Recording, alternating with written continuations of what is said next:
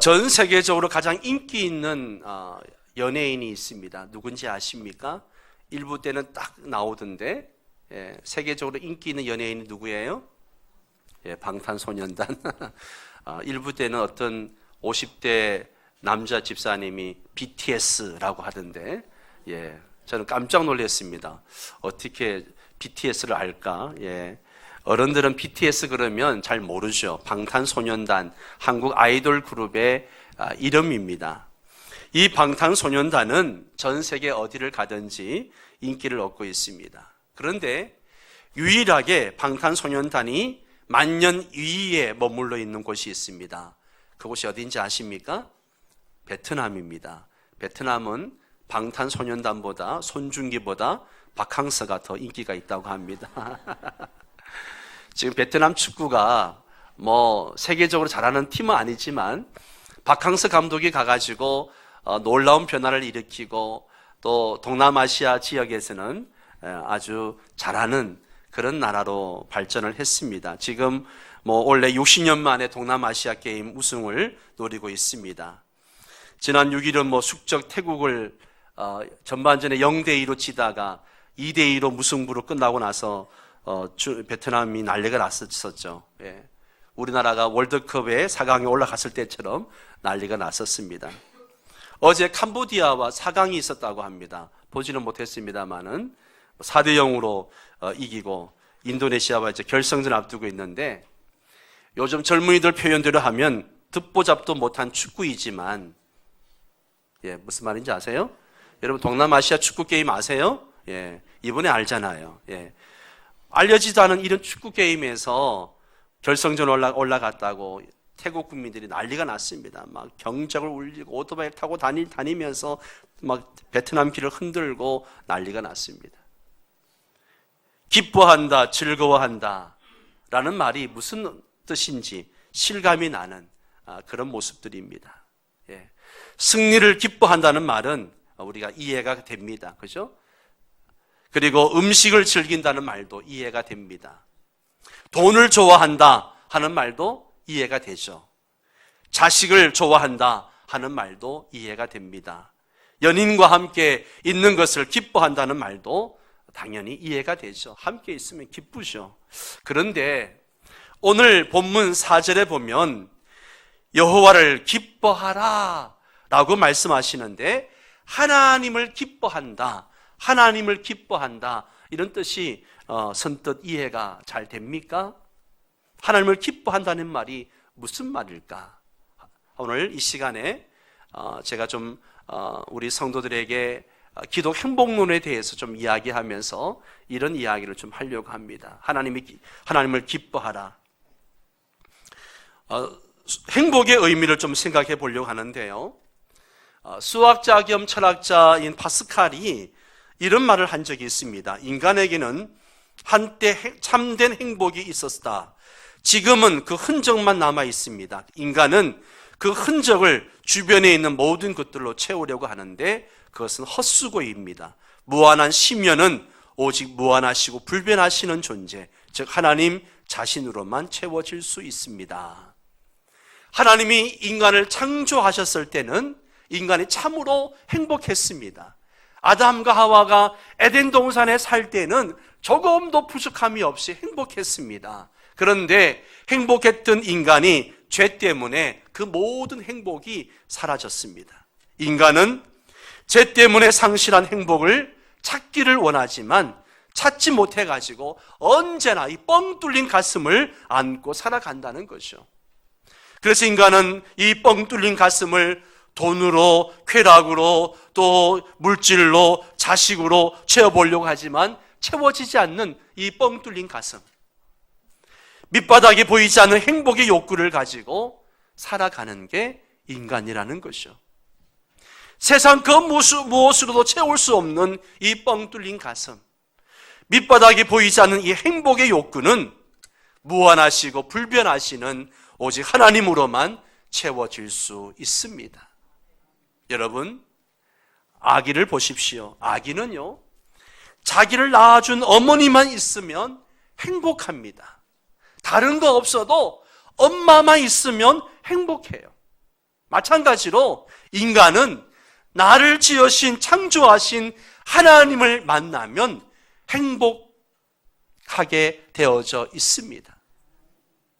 아기는 장난감을 가지고 놀다가도 금방 엄마가 안 보이면 웁니다. 인간은 돈과 권력과 성공과 같은 인생 장난감을 가지고 놀다가도 행복을 줄 수 있는 또 뭔가를 찾아서 나섭니다. 만족하지 못하는 거죠. 인간이 몰라서 그럴 뿐 인간은 끊임없이 하나님을 찾고 또 찾고 있는 것입니다. 인간은 하나님 없이는 모든 것을 가져도 행복하지 않고 공허하기만 합니다. 인간은 하나님으로만 행복해질 수 있습니다. 여기서는 크게 아멘이 나와야 되는데 실감이 안 나는지, 인간은요 하나님으로만 행복해질 수 있어요. 다른 거 아무리 채워도 행복해지지 않는다는 거죠. 인간은요 하나님을 만나야 참된 행복을 맛봅니다. 인간은 예수 그리스도를 통해서 하나님을 믿어야 참된 기쁨을 맛봅니다. 우리는 우리나라 대표팀이 시합에서 승리를 하면 그 기쁨이 무엇인지 체험합니다. 그렇다면 하나님을 기뻐하는 것은 어떤 것일까? 자녀들이 결혼할 나이가 되어서 좋은 배우자를 만나게 되면요, 엄마, 아빠, 그 사람 정말 좋아요. 그 사람과 함께 있으면 행복해요. 계속 그런 말로 칭찬을 하죠. 고향을 좋아하는 사람은 그저 고향 산천만 바라봐도 온갖 스트레스가 사라진다고 합니다. 하나님을 기뻐한다는 것은 하나님이 좋다고 늘 말하는 것입니다. 예수 그리스도를 통해서 하나님을 알기 때문에 난 예수가 좋다오, 난 예수가 좋다오 라고 말하는 것이죠. 그것이 바로 찬양입니다. 온 국민이 승리의 환호성을 지르는 것처럼 찬양은 하나님 안에서 찾은 행복의 환호성입니다. 찬양은 행복의 완성입니다. 우리가 하나님을 기뻐하면 찬양이 살아날 뿐만 아니라 우리의 기도도 살아납니다. 하나님과 교제하는 기도를 좋아하게 되죠. 지금은 은퇴해서 지도자의 길을 걷고 있는 여자 역도 무제한급의 장미란 선수의 미니 홈피에 보면 나의 작은 기도로 세상을 변화시키시는 하나님이란 표어가 그 미니 홈피의 대문에 걸려 있는 것을 봅니다. 장미란 선수는 기도로 하나님과 교제하기를 즐기는 선수였습니다. 축구 경기를 하기 전에 애국가가 울려 퍼질 때에 오른손을 가슴에 대고 기도하는 선수들을 많이 보게 됩니다. 골을 넣고 너무 기뻐가지고 기도 세레모니를 하는 그런 선수들도 있습니다. 시상석에서 애국가가 전 세계에 울려 퍼질 때에 그 태극기가 올라가는 모습을 보고 기도하는 선수도 보게 됩니다. 저는 저게 바로 대한민국의 저력이구나 하는 생각을 많이 합니다. 선수들이 땀을 흘리면서 훈련도 많이 했지만 간절하게 기도하면서 게임을 한 것입니다. 그래서 시합에서 승리를 하고 메달을 받을 때 공개적으로 하나님께 기도하는 모습은 대한민국 선수들에게 참 많이 있다는 것이죠. 이것이 바로 하나님을 기뻐하는 모습 중에 하나입니다. 연인을 좋아하면 연인의 말을 들어주는 것처럼 우리가 하나님을 기뻐하면 하나님의 말씀대로 삽니다. 다윗을 보십시오. 다윗의 고백입니다. 같이 읽습니다. 주의 말씀의 맛이 내게 어찌 그리 단지요 내 입에 꿀보다 더 다니이다. 아멘. 하나님이 좋으니까, 하나님을 기뻐하니까 하나님의 말씀도 너무너무 좋다는 거예요. 그 말씀이 나에게는 꿀보다도 더 달게 느껴진다는 거죠. 연인들이 좋아하면 그의 말도 너무 좋은 것입니다. 또 하나님을 기뻐하면 다른 사람들을 긍휼히 여기고 다른 사람들에게 자비를 베푸는 것을 좋아하게 된다라고 말합니다. 하나님을 기뻐하면 하나님께 물질을 드릴 때도 인색하지 않고 즐겁게 드리는 것이죠. 여기서 한 가지 질문이 생깁니다. 하나님을 기뻐하라, 하나님을 기뻐하라, 이 명령이 가능한 것일까 하는 것이죠.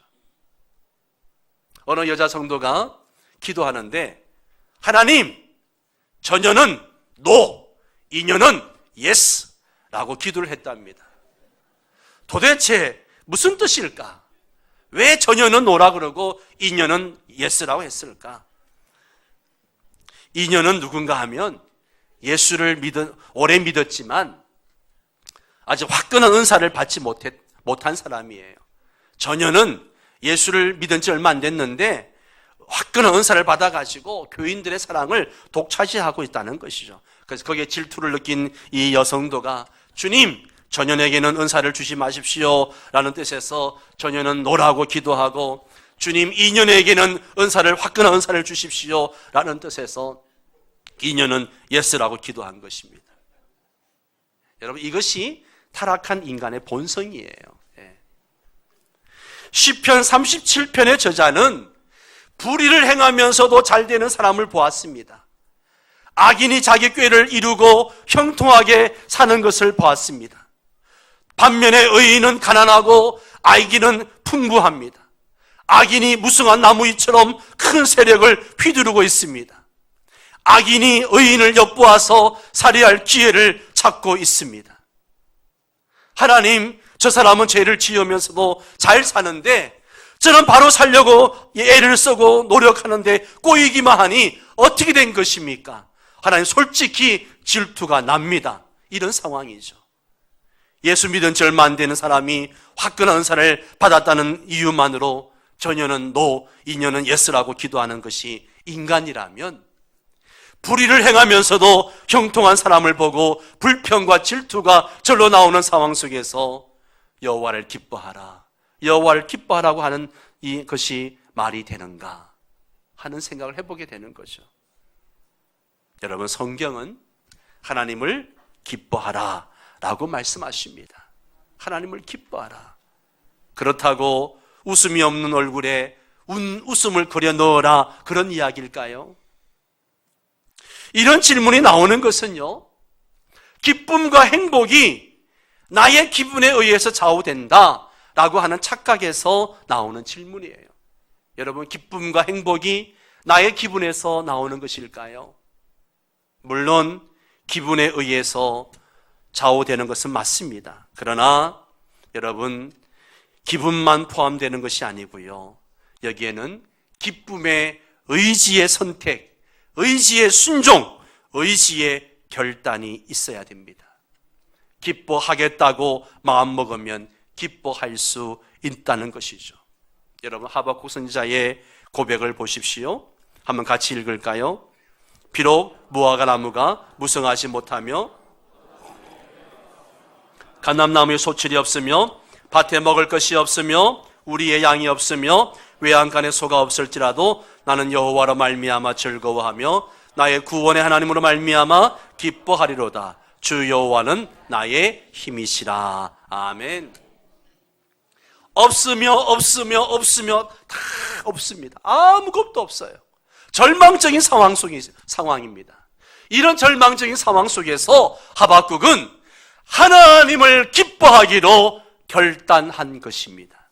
이건 결단이에요. 기분이 아니에요.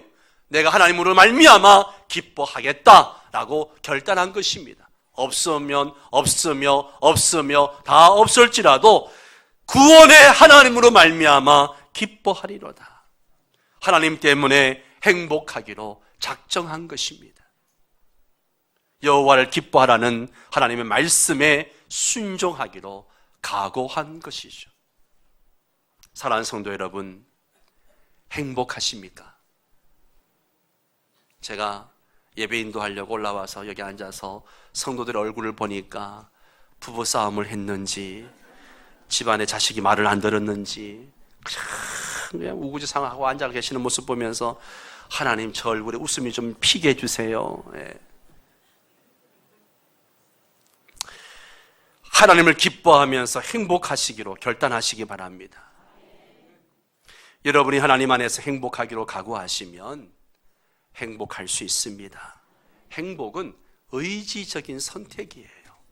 의지적인 선택입니다. 그러면 우리가 하나님을 기뻐하고 행복한 것이 정당한 것인가? 예수님은 우리의 죄를 담당하신 슬픔의 사람이셨지만 우리를 구원하시는 하나님의 뜻을 기쁨으로 이루신 기쁨의 사람이셨습니다. 그래서 예수님이 뭐라 말씀하십니까? 내 기쁨이 너희 안에 있어 너희 기쁨이 충만하게 하려 함이라. 내 기쁨이, 나의 기쁨이 너희 안에 있어 너희 기쁨이 충만하게 하는 것, 이것이 나의 뜻이라는 것이에요. 예수님은 기쁨이 충만하셨습니다. 우리는 충만한 기쁨으로 행복하게 사신 예수님을 본받아야 합니다. 바울 사도는 또 이런 말을 했습니다. 만일 너희 믿음의 재물과 섬김 위에 내가 나를 전제로 드릴지라도 나는 기뻐하고 너희 무리와 함께 기뻐하리니 이와 같이 너희도 기뻐하고 나와 함께 기뻐하라. 지금 이 바울의 상황이 기뻐하고 좋아할 상황이 아닙니다. 고통의 환경으로 보면 바울은 항상 근심하는 자 같았습니다. 근심하는 자 같았어요. 그러나 사실은 항상 기뻐했습니다. 기뻐했어요. 바울 사도가 고통스러운 상황에서도 하나님을 기뻐했던 것처럼 우리도 하나님을 기뻐하는 것이 마땅합니다. 우리가 하나님을 기뻐하면서 행복하게 살려고 할 때에 큰 걸림돌이 있습니다. 하나님이 나의 행복을 정말 좋아하실까? 하나님이 내가 행복해지는 것을 정말 좋아하실까? 내가 십자가를 지고 막 고난의 길을 걸어가는 걸 더 좋아하시지 않을까? 저는 어렸을 때요, 하나님이 제가 행복한 것을 차마 보시지 못하시는 분이라고 생각했습니다. 내가 행복하면 하나님은 그 행복을 못마땅하게 생각해가지고 고난을 당하게 하는, 그래서 고난을 당하면 아주 고소해 하시는 분으로 생각했습니다. 하나님은 제가 행복한 것을 시기한다고 생각했습니다. 왜냐하면 워낙 가난하게 살았기 때문에. 고생을 많이 하는 사람은 하나님이 자신의 행복을 좋아하지 않는다라고 생각할 수 있습니다. 그러나 후에 깨닫고 보니까 하나님은 제가 행복해지는 것을 싫어하신 것이 아니었습니다. 하나님이 저에게 많은 고통을 허용하신 것은 저를 다듬으셔서 더 나은 인물로 만드시려고 하는 고귀한 뜻이 있었기 때문입니다. 하나님은 제가 더 행복해지도록 만드시기 위해서 일시적으로 고난을 허용하신 것이죠. 하나님은 우리 모두가 행복해지기를 원하시는 분이십니다. 하나님이 외아들 예수 그리스도로 하여금 십자가에서 보혈을 흘려 죽게 하신 것은 저와 여러분을 행복하게 만드시기 위함이었습니다. 우리는 우리를 위해 죽으시고 부활하신 예수 그리스도를 믿음으로 죄와 사망과 지옥의 불행에서 건짐을 받았습니다. 우리는 의와 생명과 천국의 행복한 삶을 보장받은 사람들이에요. 하나님은 우리를 기어코 행복하게 하십니다. 하나님은 우리를 기어코 행복하게 하십니다. 아멘 한 사람에게 행복이 넘치기를 바랍니다. 바울이 그런 고백을 하잖아요. 현재 고난은 장차올 영광과 좋게 비교할 수 없도다. 지금 핍박받고 고난받고 굶주리고 그런 어려운 삶을 살고 있지만 그 삶 가운데서도 그는 주님이 나를 위해서 천국을 보장하셨고 영광을 주실 것이라고 하는 기대감을 가지고 있었기 때문에 슬퍼하지 아니하고 행복하게 살았던 것이요. 하나님은 우리가 행복해지는 것을 참으로 원하십니다. 시편의 몇 구절만 보아도 그것을 알 수가 있죠. 시편 16편 11절 말씀 같이 읽습니다. 주께서 생명의 길을 내게 보이시리니 주의 앞에는 뭐가 있다고요? 충만한 기쁨이 있고 주의 오른쪽에 뭐가 있어요? 영원한 즐거움이 있나이다. 주 앞에 충만한 기쁨이 있고 주의 오른쪽에는 영원한 즐거움이 있다라고 시편은 시인은 고백하고 있습니다. 또 그 다음 말씀 볼까요? 하나님이여 주의 인자하심이 어찌 그리 보배로운지요.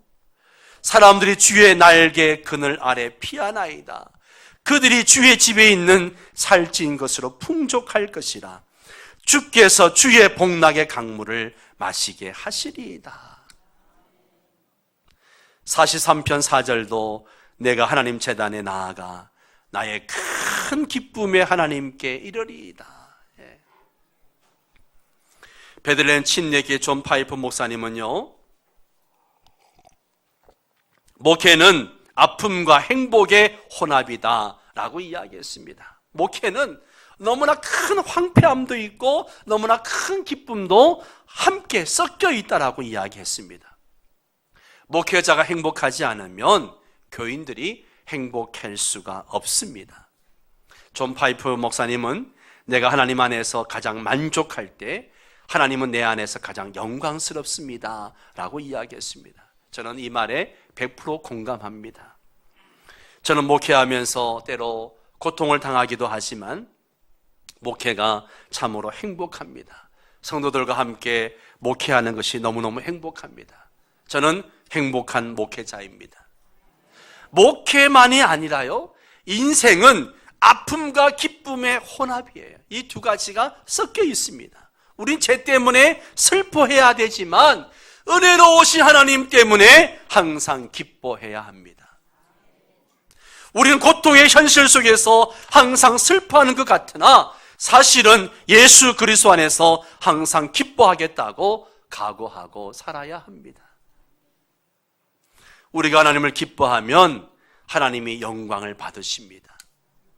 우리 장로교회가 받아들이는 웨스트민스터 소유 우리 문답 제1문 제1답에 이런 말이 되어 있죠. 인간의 제일 된 목적이 무엇이냐라고 질문하고 난 다음에 그 답이 뭐예요? 한번 같이 읽을까요? 시작. 사람의 최고의 목적은 하나님을 영화롭게 하고 그분을 영원히 즐기는 것이다. 하나님을 영화롭게 하고 그분을 즐기는 것, 이게 사람의 제일 된 목적이라는 것이죠. 하나님을 영화롭게 하는 것과 하나님을 즐기는 것은요, 동전의 양면 같습니다. 우리가 하나님을 영화롭게 하면 우리에게 기쁨이 막 넘칩니다. 우리가 하나님을 즐기면 하나님은 우리를 통하여 영광을 받으십니다.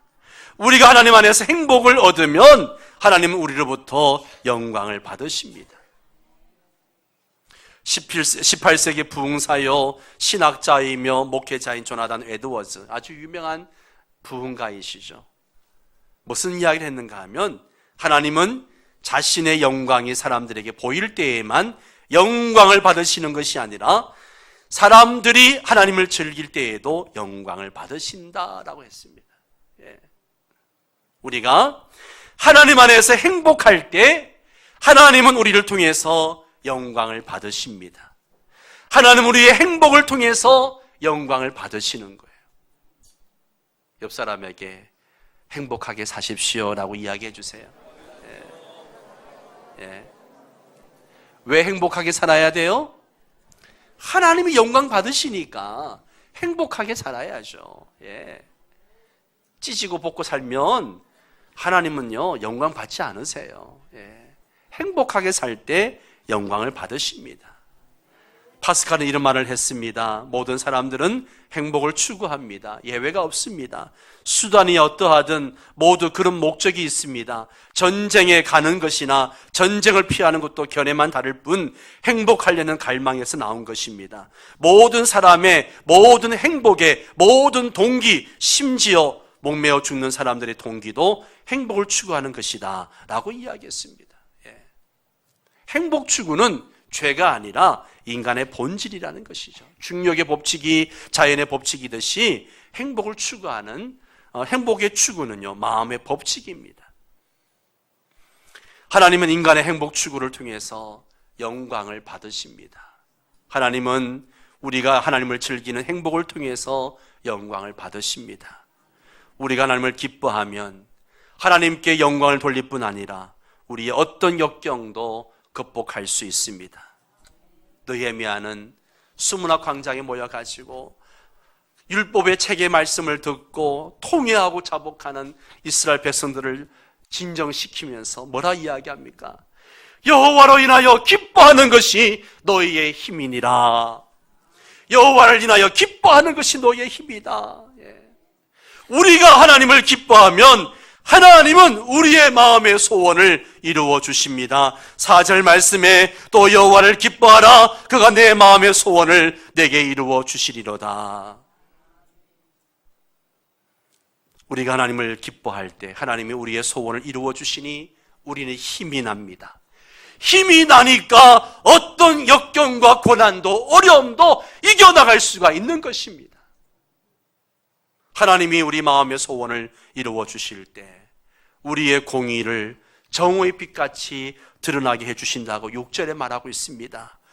또 하나님은 우리로 땅을 차지하게 즉 땅에서 잘되게 하신다라고 9절과 11절에 말하고 있습니다. 하나님은 우리를 영원히 붙잡아 주시고 우리의 걸음이 실족하지 않지 않게 해주신다라고 31절에 말하고 있습니다. 하나님은 우리가 넘어져도 아주 엎드러지지 않게 하십니다. 하나님은 환난과 기근 중에도 우리가 풍족하게 하십니다.